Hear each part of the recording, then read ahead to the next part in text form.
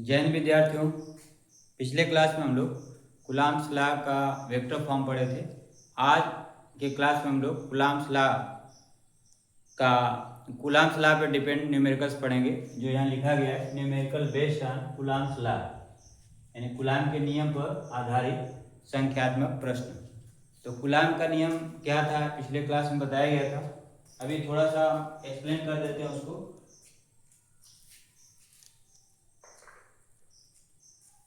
Coulomb's law क्या होता है? जब दो चार्ज आर दूरी पर है तो उनके बीच जो लगने वाला फोर्स का होता है 1/4πε0 के Q1 Q2 बटा आर स्क्वायर। क्वेश्चन में अगर किसी अन्य माध्यम का जिक्र है तो उसका परावर्तांक दिया रहेगा, और यदि माध्यम का जिक्र नहीं है तो दोनों आवेश को निर्वात अथवा वायु मानेंगे, जिसका मान 1 होता है। तो k के लिए निर्वात अथवा वाई के लिए k का मान 1 होता है, इसको रख दिया जाएगा यहाँ पे। तो ये हो जाएगा 1/4πε0 Q1 Q2 बटा आर स्क्वायर। इसका वैल्यू जो है 9 × 10⁹, जो आपको याद होना चाहिए, ठीक है, बटा आर स्क्वायर। बोर्ड एग्जाम में इसका मान दिया होता है, पेपर के लास्ट पेज पे जो इसका वैल्यू दिया होता है, बट आपको याद होने चाहिए। तो आपको समझ में आ रहा होगा कि ये वैल्यू है, तो फोर्स कैलकुलेट करना है, चार्ज है Q1 Q2 बटा आर स्क्वायर। इस चारों में चार भौतिक राशि है। चार का तो इसे देखा जाए इंपॉर्टेंटली तो तीन ही है, फोर्स है, चार्ज है, क्योंकि चार्ज दो है तो, लेकिन है दोनों चार्ज ही, तो फोर्स, चार्ज और डिस्टेंस। इसमें क्या होता है, अगर चार्ज और डिस्टेंस दिया है तो फोर्स पूछेगा, चार्ज और डिस्टेंस का वैल्यू दिया है तो फोर्स पूछेगा, या फोर्स और चार्ज दिया है तो डिस्टेंस पूछेगा, या फोर्स और डिस्टेंस दिया है तो चार्ज पूछेगा। ये तीन प्रकार के जो है क्वेश्चन बनते हैं, यानी क्वेश्चन एक ही है। तो एक टाइप का क्वेश्चन है जो डायरेक्ट इस फार्मूले का उपयोग होगा, ठीक है। इसका आपको विशेष ध्यान देना पड़ेगा, जो यहाँ पे यूज किया गया है माध्यम का। कई बार जो हम ज्यादातर क्वेश्चन जो सॉल्व करते हैं उसमें k का जिक्र नहीं होता है, 1/4πε0 का सीधे यूज करते हैं।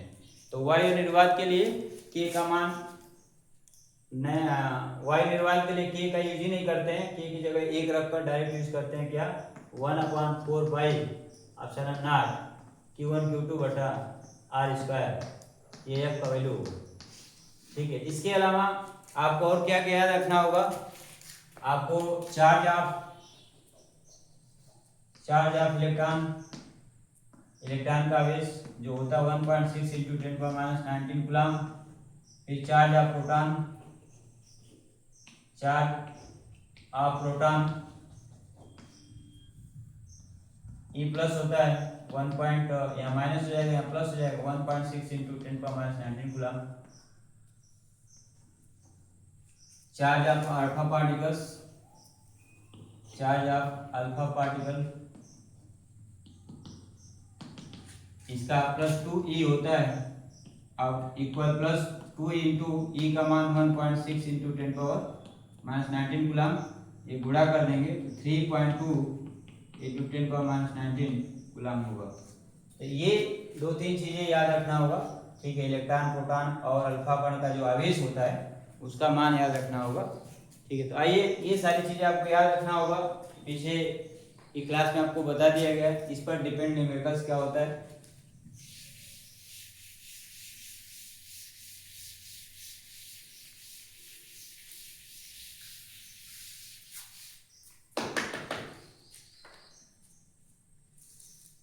एक क्वेश्चन ले लिया जाए, क्वेश्चन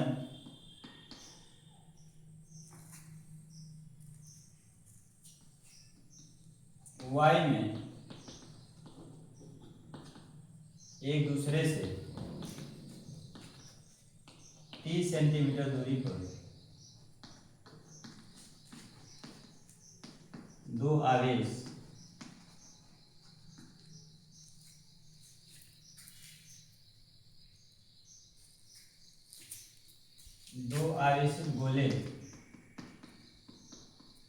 गोलों पर, दो आवेशित गोलों जिन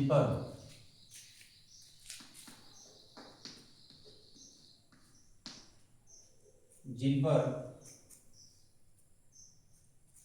क्रमशः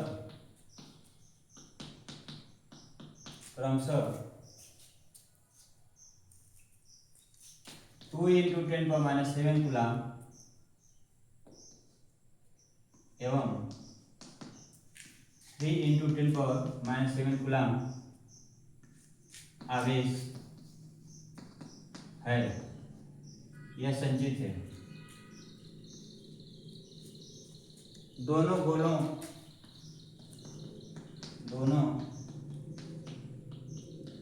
गोलों के बीच वैद्युत बल ज्ञात कीजिए।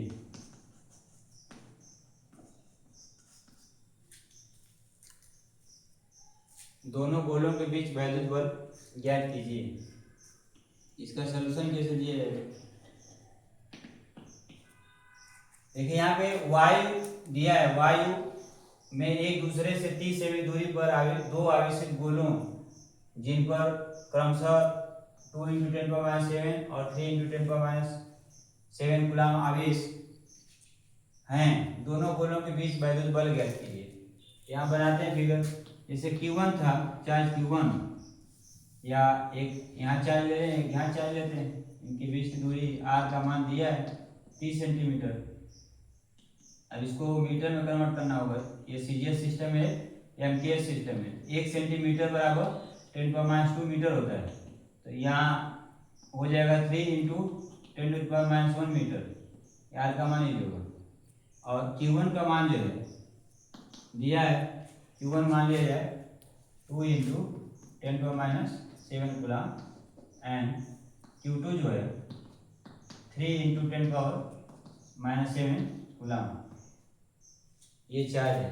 तो सलूशन जब देंगे तो या तो आप फिगर ड्रा कर लें, उस तरह से लिख लें, या यहाँ पे मान लें कि Q1 बराबर 2 into 10⁻⁷ कूलाम एंड Q2 बराबर 3 into 10⁻⁷ coulomb and R equal 30 centimetre into is equal to 3.0 into 10⁻⁻1 metre. तो या तो यह लिखें या यह लिखें, ठीक है। एक फिगर ड्रा कर लें सारे प्रश्नों में, या इस तरह से लिख लें। अब चूंकि दो आवेशों के बीच बल कितना काम करता है, तो 1/4πε0K Q1 Q2 R²। तो बताएं, अगर y दिया है तो k हटा देंगे, यह फॉर्मूला यूज करेंगे। अगर कोई माध्यम दिया है तो k यूज करेंगे, उसका मानक दिया जाएगा। क्योंकि k का मान 1 होता है, तो दो बार लिखने की कोई जरूरत नहीं है, डायरेक्ट यूज करते हैं। अब फोर्स निकालना है हमको, यहाँ फोर्स कैलकुलेट करना है। यह इक्वल ये कैलकुलेट करना है। तो इसका वैल्यू क्या होगा, अभी बताया गया 9 into 10⁹ Q1 का मान, Q1 का वैल्यू है 2 into 10⁻⁷ और Q2 का है 3 into 10⁻⁷। और R का मान है R² होगा, तो R का वैल्यू है 3.0 into 10⁻⁻1 होल का स्क्वायर। तो यहाँ 10⁻² हो जाएगा, यहाँ 3 का वर्ग 9 हो जाएगा, तो इस 9 से कट जाएगा, तो ये 3 दूना 6 हो जाएगा।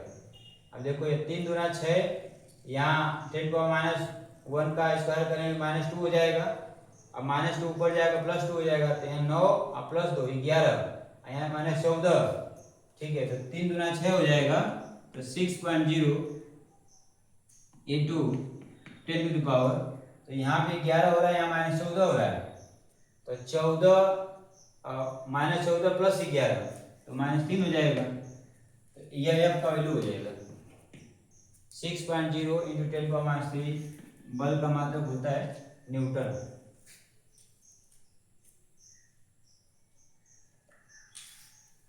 तो ये प्रश्न आपका था। इसमें क्या था, दो चार्ज दिया हुआ था, इसके बीच की दूरी था, तो फोर्स पूछ रहा था। पहले हम पढ़ चुके थे Q1 Q2 और बीच की दूरी दिया है, तो फोर्स कितना होता है, इतना होता है। अब इसका वैल्यू दिया हुआ है, तो रख कर हल कर देंगे तो आ जाएगा। नेक्स्ट क्वेश्चन देखें हम लोग।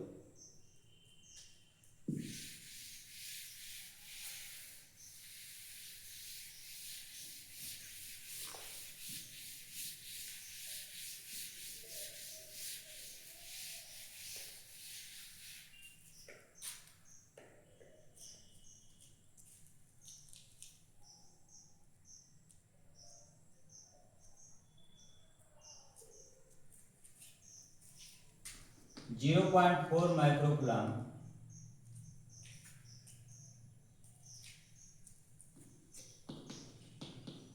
आवेश के किसी छोटे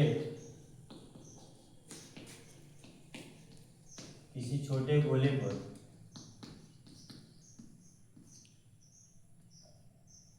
0.4 माइक्रोकुलाम आवेश के किसी छोटे गोले पर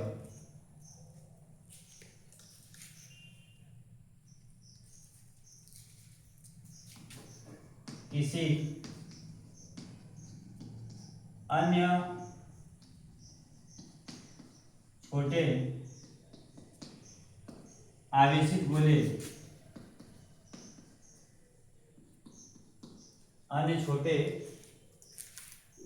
आवेशित गोले के कारण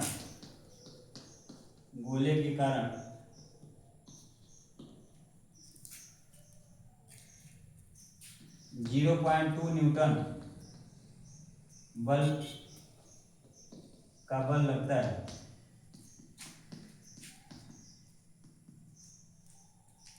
यदि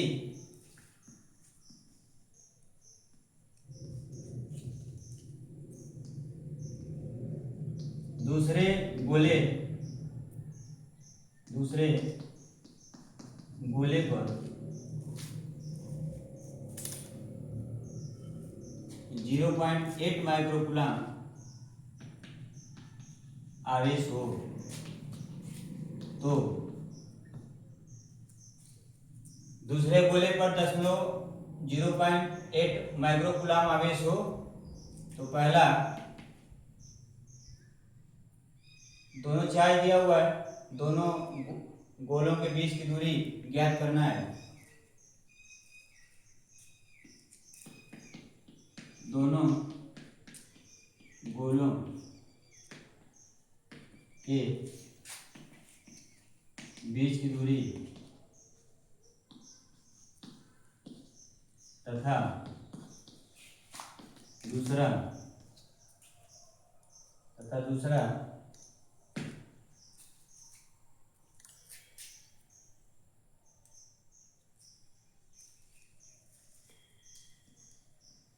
दूसरे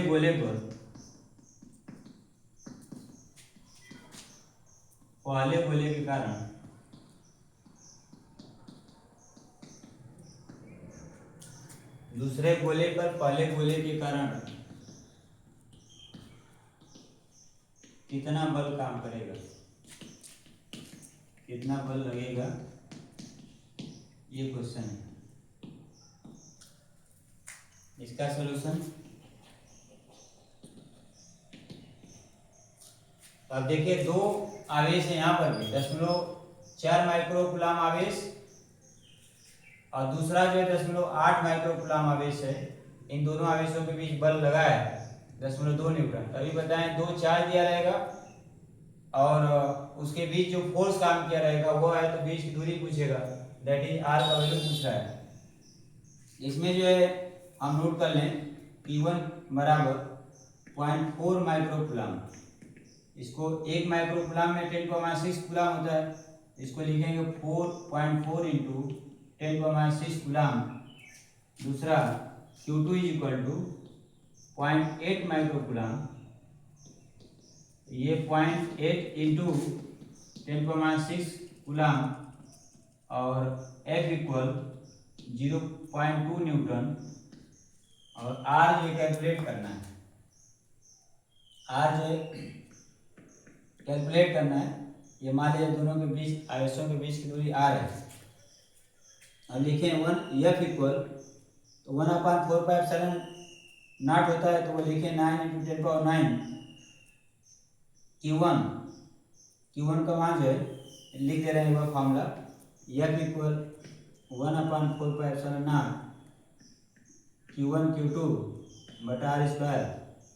देखो R निकालना है तो इधर आ जाएगा, तो R² इक्वल हो जाएगा 1/4πε0 Q1 Q2 बटा F। अब इसका मान निकाला जाए R² इक्वल, इसका मान क्या होता है 9 × 10⁹।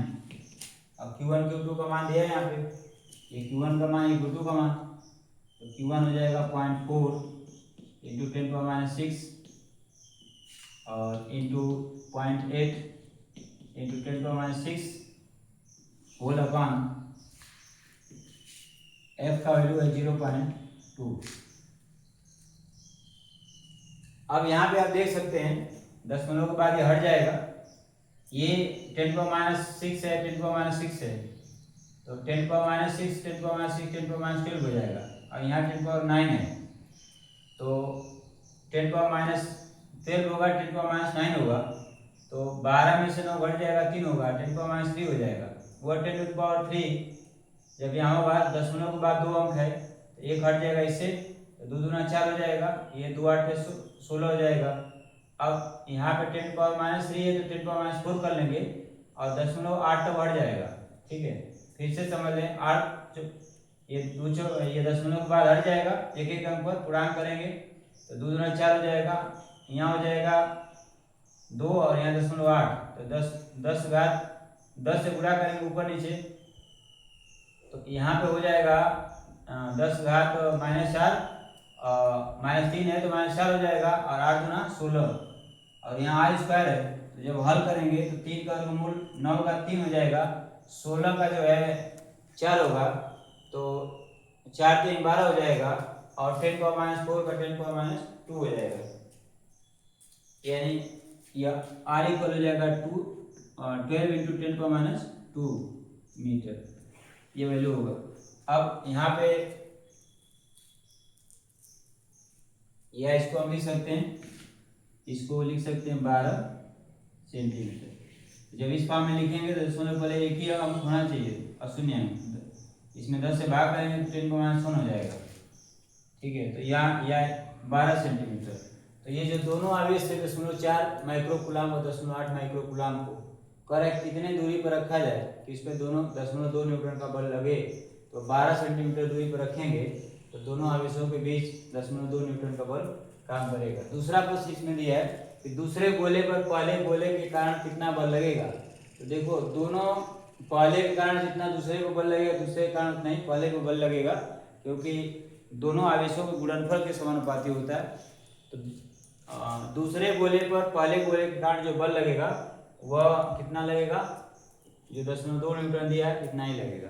ठीक है, तो ये आपका दूसरा प्रश्न हो गया। एक प्रश्न और देखते हैं, और क्या क्या पूछ सकता है इसमें।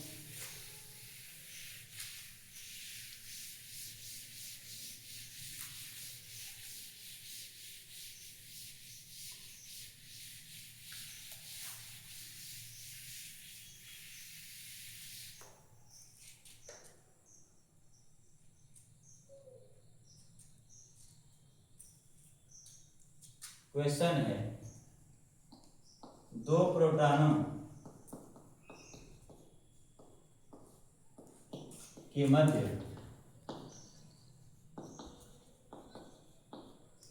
कार्यरत बल की गणना कीजिए।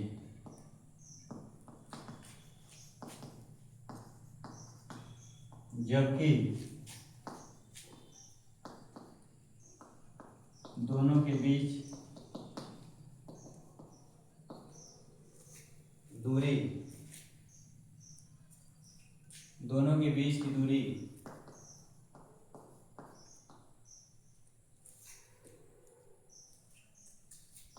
4 × 10⁻15 मीटर है। अब क्वेश्चन में क्या है, 2 प्रोटॉन है, इसमें आवेश दिया ही नहीं है। देखिए यहाँ प्रोटॉन है, प्रोटॉन क्या होता है, इस पे चार्ज कितना होता है, तो Q1 बराबर प्लस E दिया है, ये Q1 है। ठीक है, यहाँ बना देते हैं ये Q1, और R बराबर दिया है, यहाँ Q2 कर लें। Q2 जो है क्या है, plus E, charge of proton है, इसका वैल्यू क्या होता है 1.6 × 10⁻19 कूलम, इसका भी होता है 1.6 × 10⁻19 कूलम, और इसके बीच की दूरी दिया है यहाँ पे। तो यहाँ पे क्वेश्चन में प्रोटॉन का आवेश अगर आपको नहीं पता होगा, अभी शुरू में बताया गया इसको, प्रोटॉन का आवेश, इलेक्ट्रॉन का आवेश आपको पता होना चाहिए, अल्फा कण का आवेश पता होना चाहिए। R का मान दिया है 4 × 10⁻15 मीटर, ये Q1 Q2 हो गया, R का मान हो गया। अब हमें क्या करना है, बल की गणना करना है। तो इसका जब सॉल्यूशन देंगे तो क्या लिखा जाए, F इक्वल 1/4 Q1 Q2 बटा R स्क्वायर, या इसका वैल्यू रखेंगे तो 9.0 इंटू 10⁹ Q1 का वैल्यू क्या हो जाएगा, Q1 का मान है, Q1 Q2 बराबर है तो 1.6 इंटू 10⁻19 होल का स्क्वायर हो जाएगा, और R का मान है 4 इंटू 10⁻15 होल का स्क्वायर। देखिए इसको जब अलग करेंगे तो 16 ये 4, यहाँ 4 जब को 16 होगा तो एक इससे कट जाएगा, बच जाएगा एक 1.6 या 9 बच जाएगा, और इसका वर्ग करें 19×38 है, यहाँ 15×30 हो जाएगा, तो -38 और +30, सॉरी -30 ऊपर जाकर +30 हो जाएगा, 10⁻38 और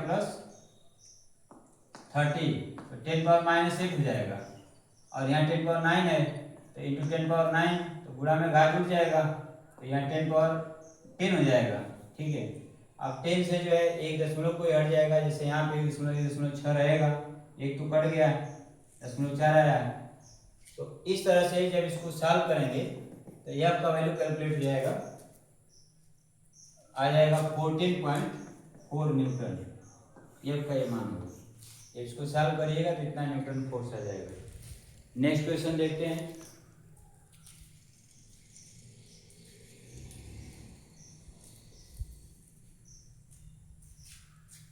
नेक्स्ट क्वेश्चन क्या है,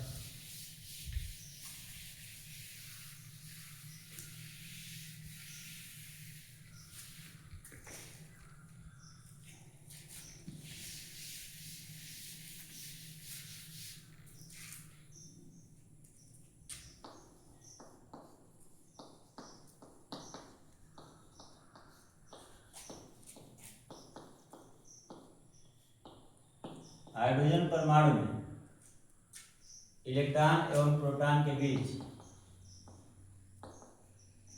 इलेक्ट्रॉन एवं प्रोटॉन के बीच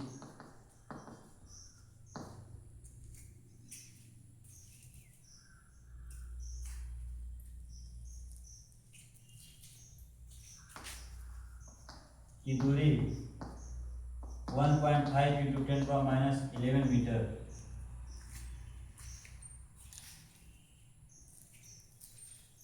यहाँ पे थोड़ा सा चेंज कर लीजिए, 5.3 इंटू 10⁻11 मीटर। हाइड्रोजन परमाणु में इलेक्ट्रॉन और प्रोटॉन के बीच की दूरी 5.3 इंटू 10⁻11 मीटर है।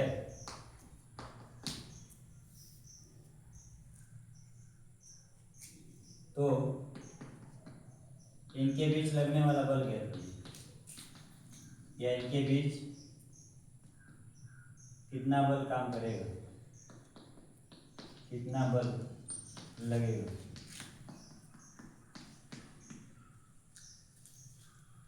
तो किसके बीच पूछ रहा है, हाइड्रोजन परमाणु में इलेक्ट्रॉन एवं प्रोटॉन के बीच बल पूछ रहा है, कितना बल लगेगा, जबकि दोनों के बीच की दूरी दिया है।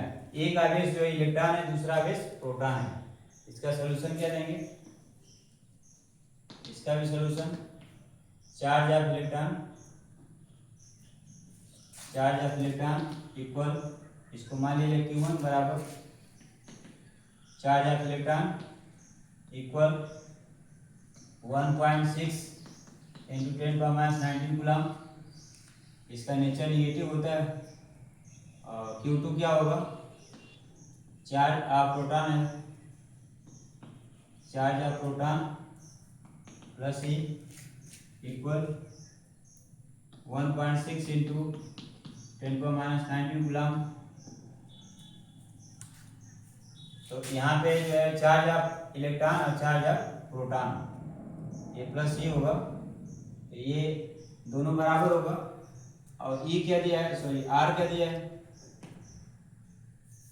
आर बराबर 5.3 इंटू 10⁻11 मीटर। अब इसको लिखें F is equal to 1/4 Q1 Q2 बटा R स्क्वायर।